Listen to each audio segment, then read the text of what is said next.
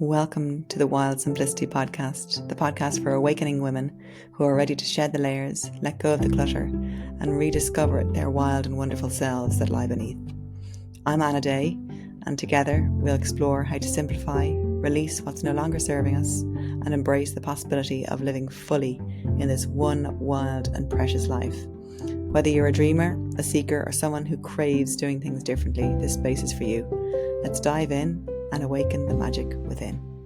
Hello and welcome back to the Wild Simplicity podcast. This is Anna, and today I'm talking about language again. I was speaking about language last week, language and communication, my absolute passions in this life. I have always loved communication and language, and as I was saying last week, I have been preparing for the Language Alchemy Masterclass that I'm running on the 26th of February. And it's called Speak Your Power into Being, and all about the way we communicate with the specific focus on language and words, the words we use, the words we overuse, the filler words, the words that diminish our message, the words that make us feel smaller, make us feel self-doubt within ourselves, make others feel doubt towards us, words that water down our message, and words that convey struggle, words that make us feel hidden and our message not be conveyed as strongly as we would ideally like it to be. So there are many avenues to go down with this. Communication in general is, as many of you will know, that 93% of our communication is nonverbal. So conveyed through our body language and through our tone of voice, pitch, all various different things that are not the actual words themselves. The words themselves are important as well, and that's what I'll be focusing on in the Language Alchemy Masterclass. But there's this whole other wealth of and part of communication that is so important as well, and the energetics as well, the energetics of how we're communicating, what is happening in our energetic field as we're communicating. So that's all. I'll be touching on some of these things in the masterclass, but what we'll be focusing on are the actual words we're using. And I asked you last week to become aware of words you're using, and are there words that you use a lot? Maybe you haven't noticed them yet. Maybe you've listened back to yourself leaving a voice message for a friend, or if you're online sharing things. Are there words that you use and that you overuse and that you've now noticed that you use? Are there words that you notice other people use that might be easier to start with, and notice if you use them yourself? And one of the words that is used, particularly within Ireland and Irish people, but actually it's pretty worldwide, I think, as well, from what I've heard more and more of, but the word sorry. But specifically Irish people, when we are in restaurants or places like cafes or hotels or whatever, we say sorry to get the attention of the server, the waitress, the waiter, rather than saying excuse me. And the same when we're trying to get past somebody, rather than saying excuse me, we're already apologizing, sorry, I want to get past. And it's so subtle, yet it's so profound. It really conveys the message that we are a nuisance, that we are taking up space, that we are an inconvenience. So subtle ones like that can be subtle yet profound. There are these little words that we use, but they have such a profound effect on how we see ourselves, how others see us, and how we feel about ourselves.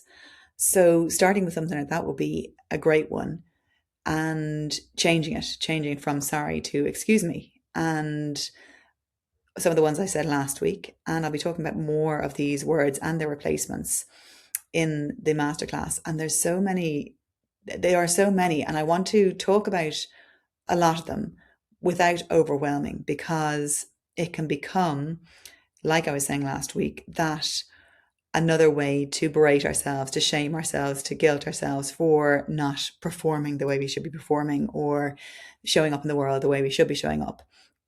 And this is really a come with me and let's explore this together, because we're all learning.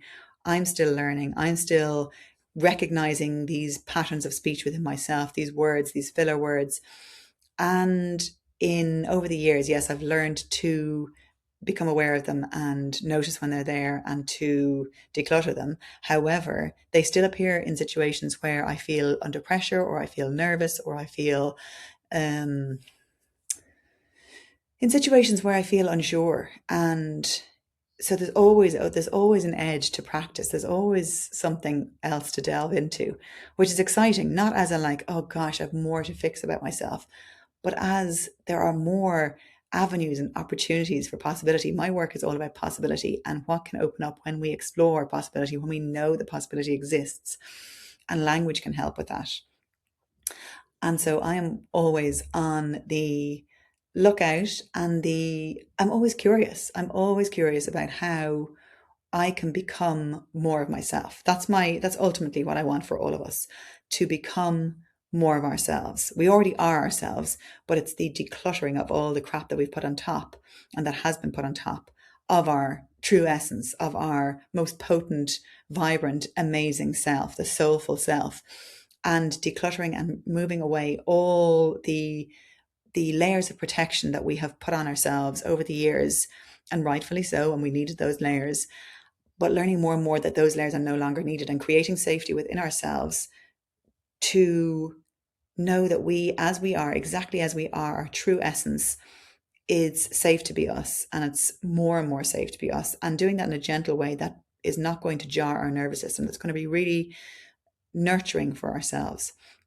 And language is one of the ways to do that. Language is one of the ways to change our energy, to change our thoughts, to change what our mind tells us, what our brain decides, and what we tell our brain and feed our mind.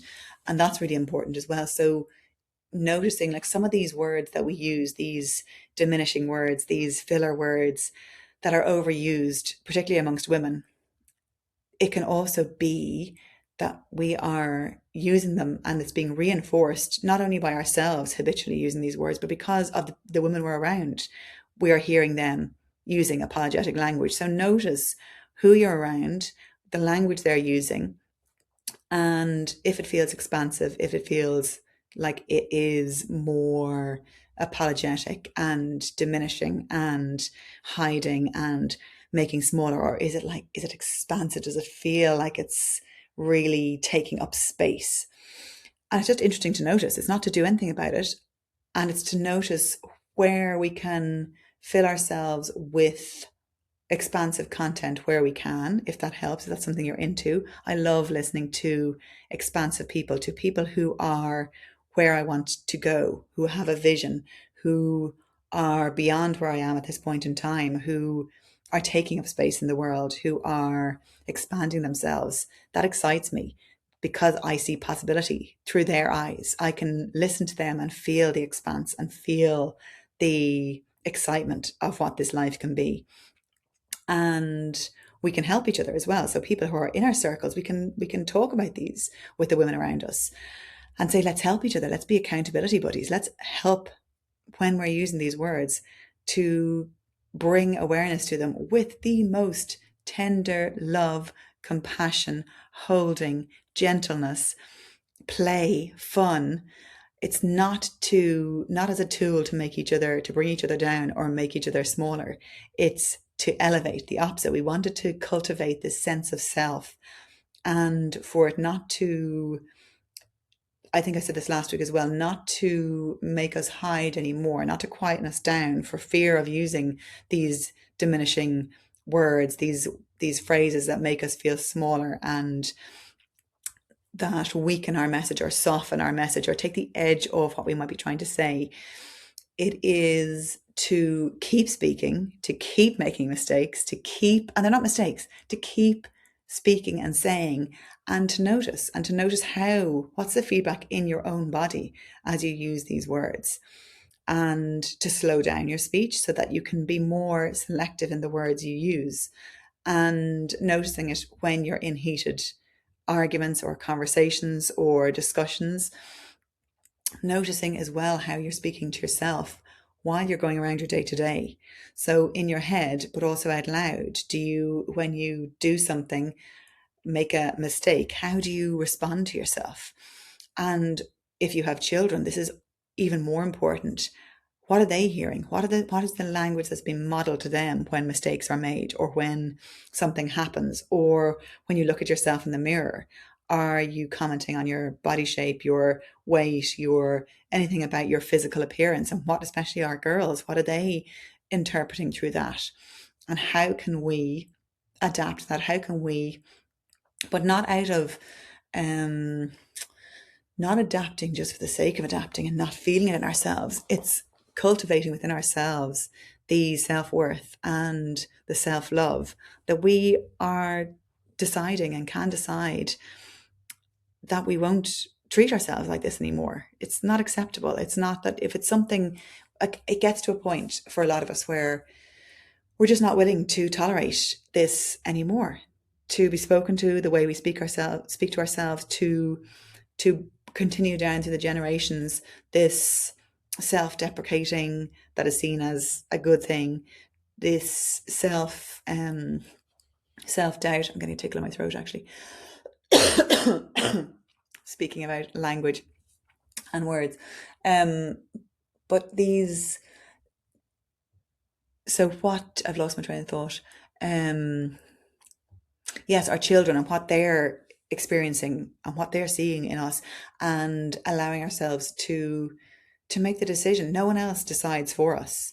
No one else is going to come up to you and say, oh, okay, it's time to really believe in yourself. And it has to come from us. It has to be a decision, an internal decision, that enough is enough. I am going to live the rest of my days loving myself and learning to love myself, and tripping up and making mistakes, and knowing that mistakes are part of life, and knowing that there are ways I can help myself and bolster myself, and allowing that to be an exciting prospect, and knowing that through us learning these things and taking it upon ourselves to change the trajectory of our life and change the patterns that we have inherited from other people or that we have created for ourselves out of protection and keeping us safe in the past, and question, are these patterns still needed? And then allowing our children to learn something different, and to be openly curious and have questions in front of them as well, so that they know that they get to choose also. And this whole area for me is it's the path to liberation. If we're willing to so kindly and tenderly and lovingly hold ourselves as we expand, and as we come back, it's rather expanding, yes, but also coming back to who we are. It's our true self is already within us.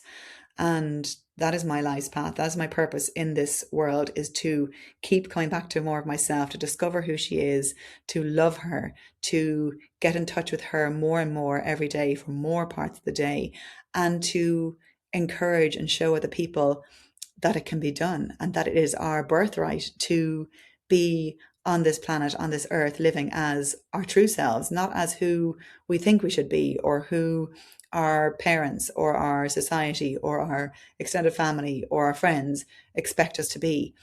And there's a lot of unraveling in all this, because there's so many threads involved and woven into it all, that it can take time to unravel, but also it doesn't have to take time to unravel. These are all like questioning all those stories. So language for me is a really important one. And as I talked about before, I used a lot of replacing my internal language and internal monologue with, I used a lot of affirmations, and I drilled them into myself when I was in my teens and 20s, and believing them to some extent, but also they weren't going in deeply, because affirmations can be really helpful, but they can be a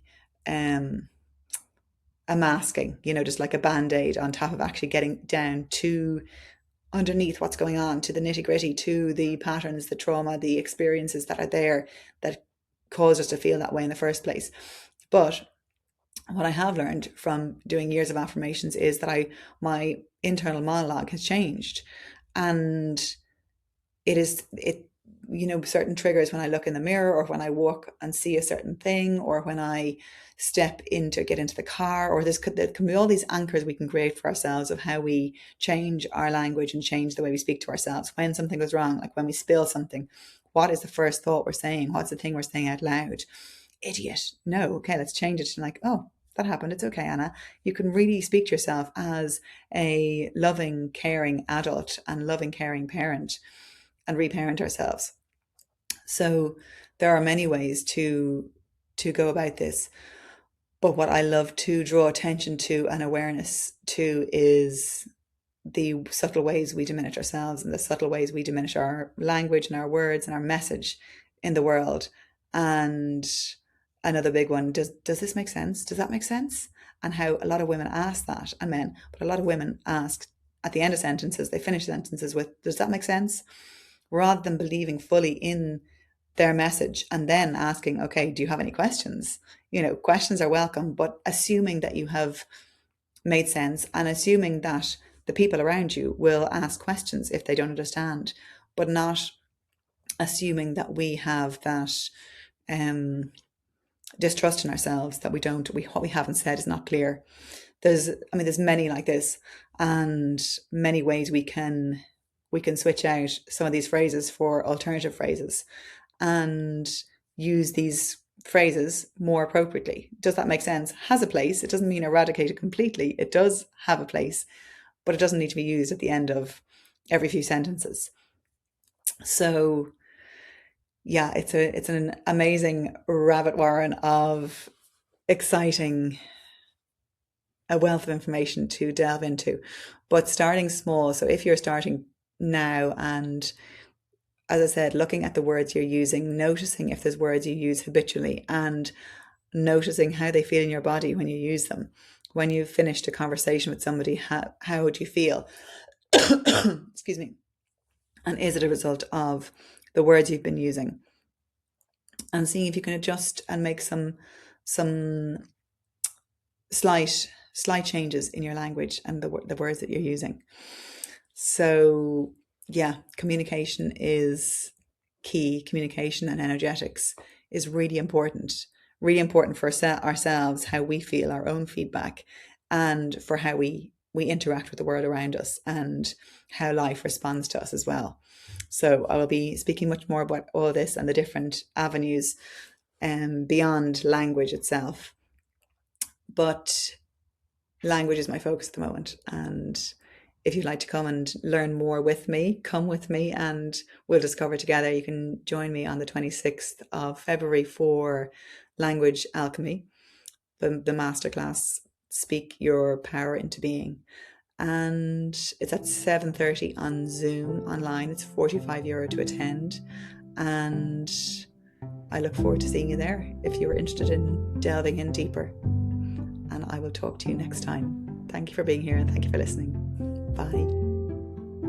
Thank you for joining me on this journey to wild simplicity. If today's episode inspired you to let go, simplify, and reconnect with your truest self, I would love for you to share it and help spread the word. Don't forget to subscribe to the podcast so you never miss an episode, and follow along on Instagram at Wild Simplicity for more inspiration. Remember, life is precious and you have the power to live it fully, freely, and fiercely. Until next time, keep dreaming, keep seeking, and keep embracing the wild possibilities of life.